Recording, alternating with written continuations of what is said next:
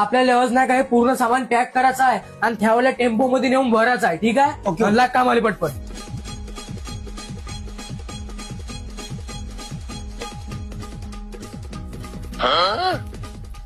माणूस म्हणलं तर वरचं चढवायला लावलं वाटते. तू येता अगरबत्ती दाबताय का? चांगला चोर आहे बे तू बे. ज्याचं जाणं चोरी करत राहते. इमानदारीनं काम कर तू का, समजलं का?